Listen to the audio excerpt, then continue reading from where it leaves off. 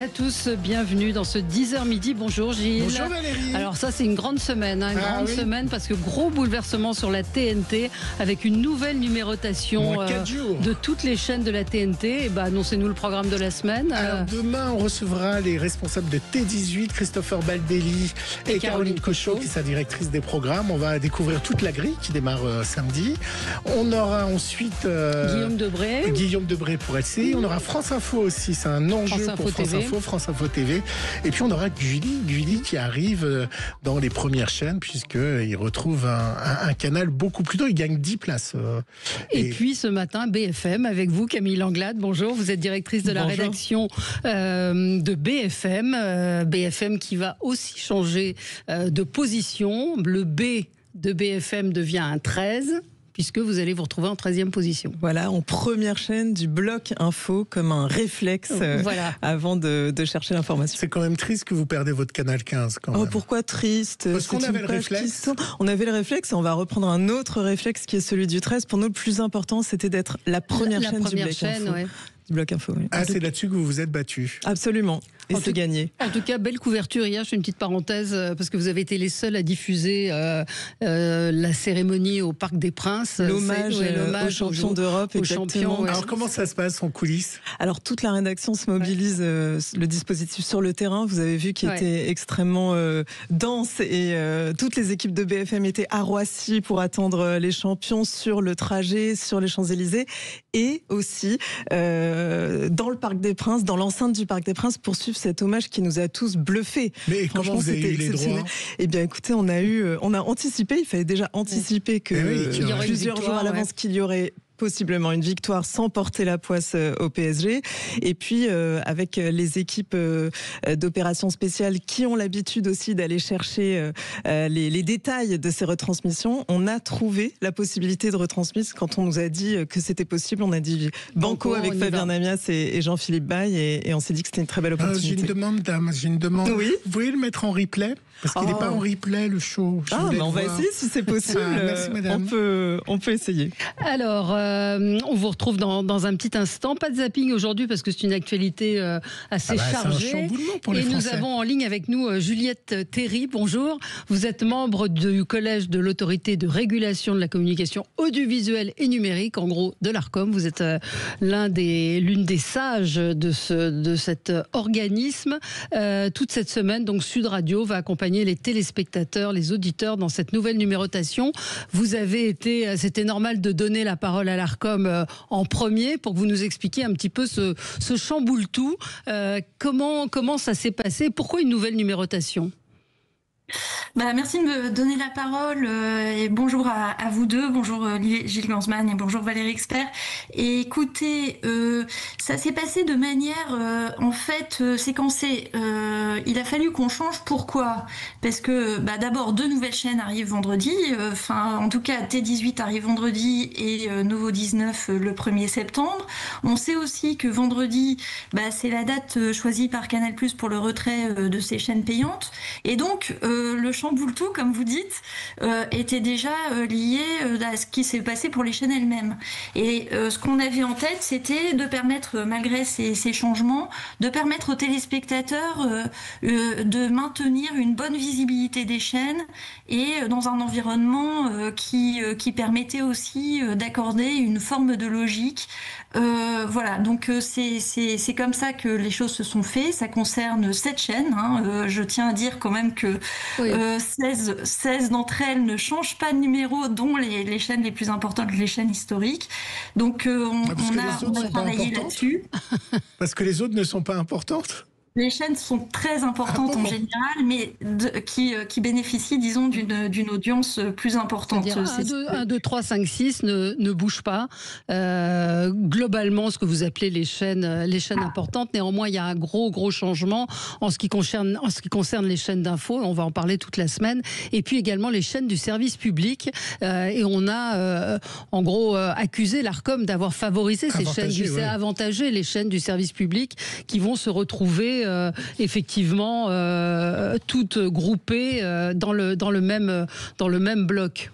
Oui, alors écoutez, nous, c'était pas notre perception, c'était plutôt vraiment pour permettre une meilleure visibilité de toutes ces chaînes, je tiens à le dire.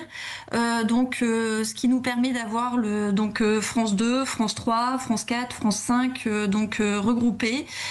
Et ça permettait vraiment, malgré les changements initiés, encore une fois, par l'arrivée de certaines chaînes et le retrait d'autres chaînes, malgré ces changements, de maintenir une visibilité qui soit simple pour le téléspectateur. C'est comme ça qu'on travaille. Et donc, en plus de ça, vous le savez, France 4, c'est la chaîne de la jeunesse, enfin une des chaînes, et ça nous semblait bien aussi pour cette considération-là. Oui, mais pourquoi vous n'avez pas mis Gulli derrière finalement? Alors Gulli, vous avez vu, Gulli bénéficie aussi d'une belle avancée. Je dois dire que on a consulté toutes les chaînes à ce sujet. Gulli remplace Énergie 12, hein? Oui, tout à fait. Pour nos auditeurs, ça va sur le canal d'énergie.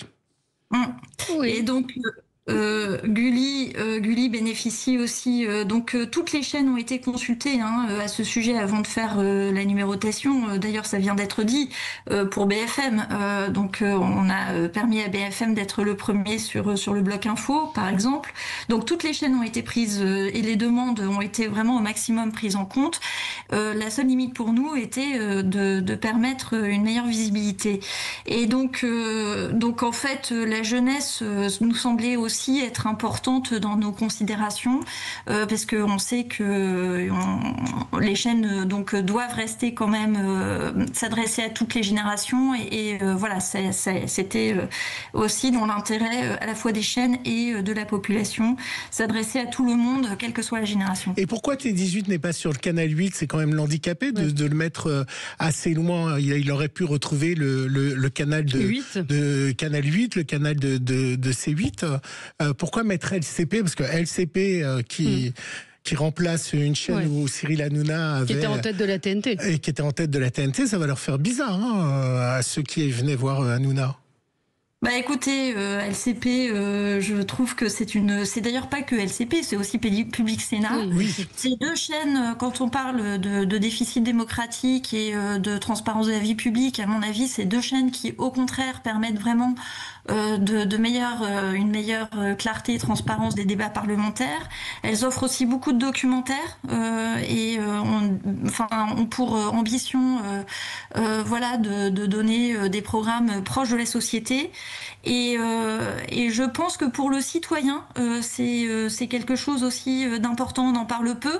Voilà. Oui, mais Madame Théry, vous imaginez si l'audience n'est pas au rendez-vous de LCP, on va dire que les Français s'intéressent pas à la politique ou s'intéressent pas, et puis ça peut handicaper les chaînes qui sont derrière, ou ça peut être moteur, vous comprenez?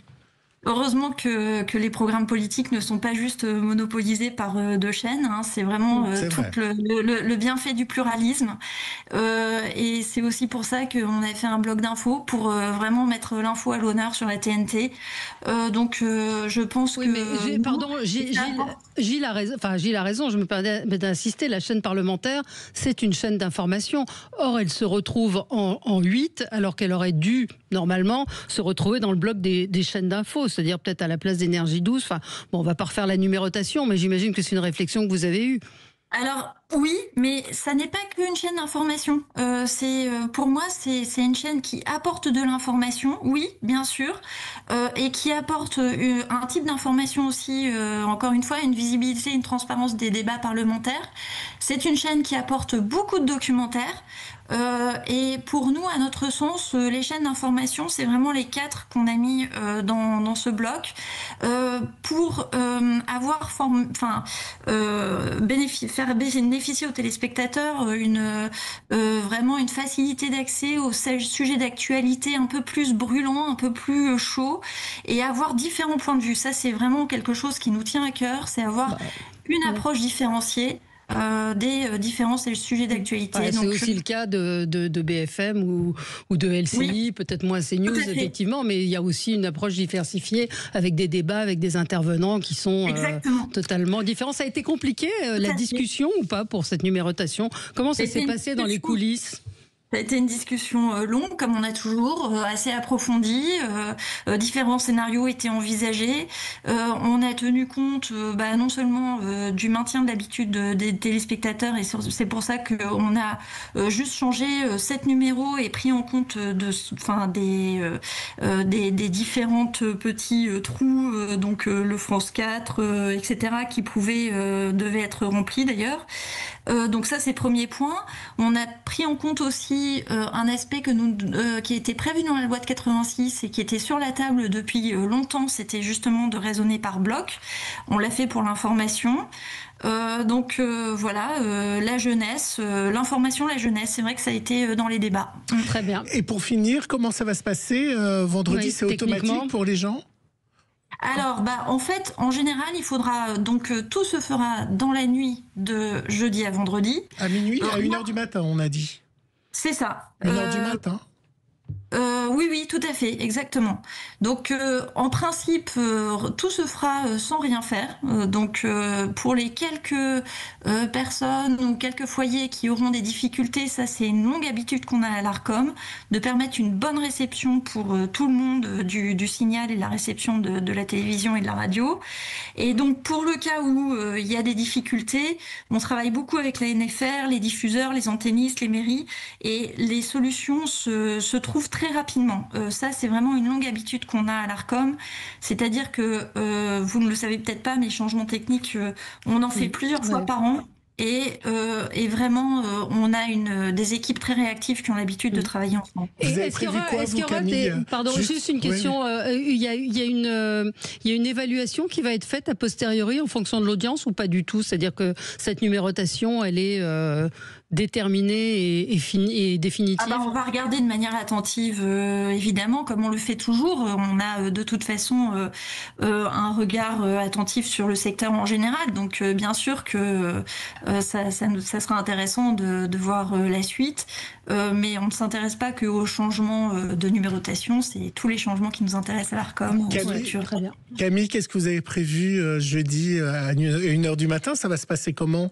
Parce que vous émettez 24 heures sur 24. Oui, alors à partir d'1h du matin, nous ne sommes plus en direct, Gilles. C'est l'un des rares moments où sur BFM, à minuit, des rediffusions commencent. Non, et on ne veut surtout rien changer pour ne pas justement perturber nos téléspectateurs et ne pas changer leurs habitudes à l'antenne. Mais LCI ne mettra pas un bandeau retrouver BFM sur le canal 15. On aimerait, s'il le souhaite, avec plaisir. Merci à vous, Juliette Théry, d'avoir été avec nous. Donc vous êtes membre du collège de l'Arcom. Merci à vous. On se retrouve dans un instant avec Camille Langlade, directrice de la rédaction de BFM TV, pour parler des changements à venir sur BFM TV et puis des enjeux de cette nouvelle numérotation. À tout de suite. 13. Le 10h midi, Sud Radio Média, Valérie Expert, Gilles Gansman.